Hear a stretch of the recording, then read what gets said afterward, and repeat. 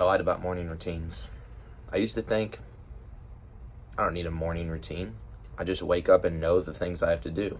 I'll just get them done.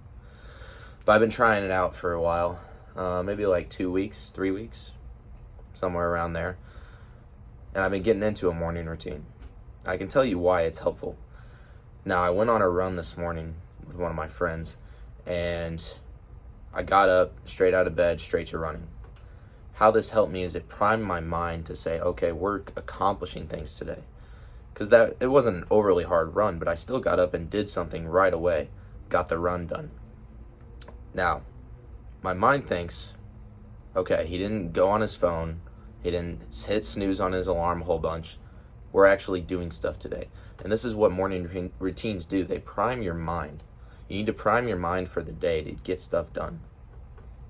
Other times, I've been waking up, getting straight into my Bible, getting straight into the sunlight, getting straight into the fresh air, and getting a little bit of water and salt. And honestly, even if it's not necessarily helpful for my health, it still teaches my mind that I'm going to do things today.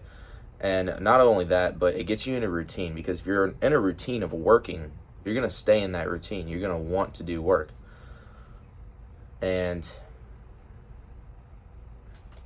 doing anything crazy for my morning routines. I'm in college. All I'm doing is going to class.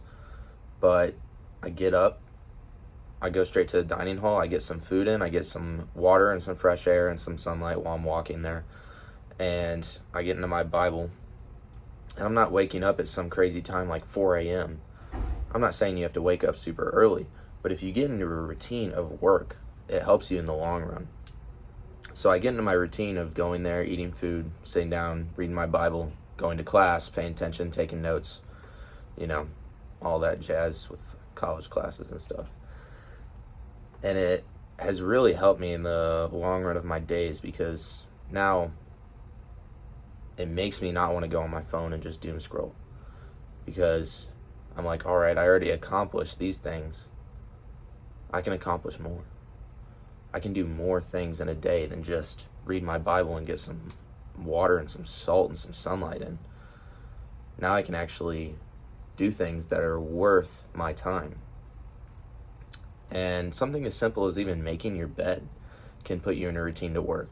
But I also think it's good to switch up the routines that you do for a while, because I think when I was 17, getting in the workflow, I was making my bed every day and doing some other things.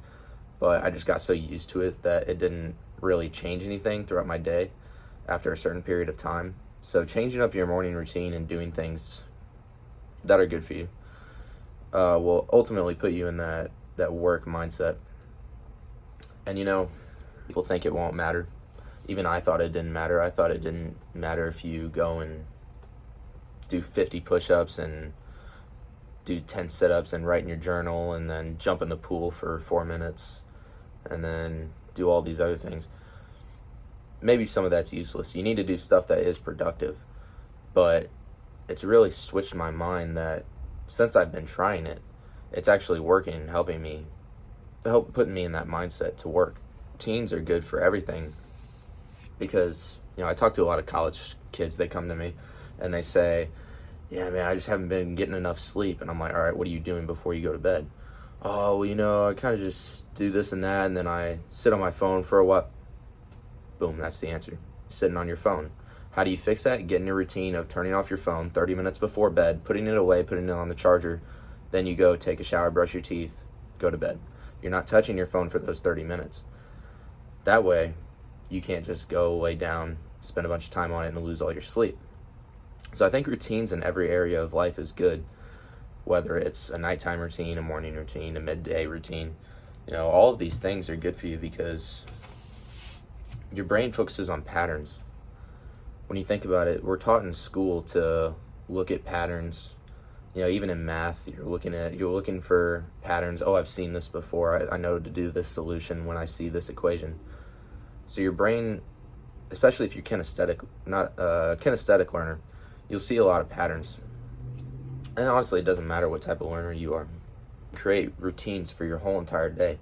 My roommate, my best friend, he sits down the night before and plans out his calendar, each individual item, whether it's even eating, he'll put it on his calendar. That way it keeps him in the flow of every single minute he's doing something that is productive and what he's supposed to be doing. And I've really seen it help a lot in his growth, just overall as a person.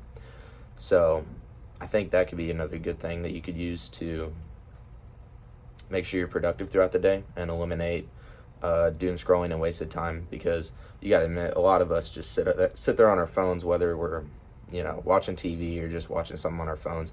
It's not useful. You're going to forget the video you just watched in a few minutes. And it's kind of ironic because you're watching this on your phone, but there's a difference between self-improvement videos and useless videos. But that's another topic for another time. What I do in my coaching is I identify problems that people have and create habits and systems that eliminate those problems, create the solutions. And everything can be solved with a system or a habit, because if you're doing something repetitively over and over again and it's not helping you, it's because the things leading up to it are not put in the right places. They're put in the places that make that thing happen. So if you're going on your phone before bed, it's because, all right, you get home from a work or a workout, let's say an hour before bed, you're scrolling on your phone. And then you set it down for maybe a few minutes to go eat or something. And then you pick it right back up because you play music in the shower. I know this is one thing I do, is I play music in the shower. So then I'm on my phone the whole entire time in the shower. And then when I get off, I have to carry my phone out. So then I'm on it again while I'm brushing my teeth.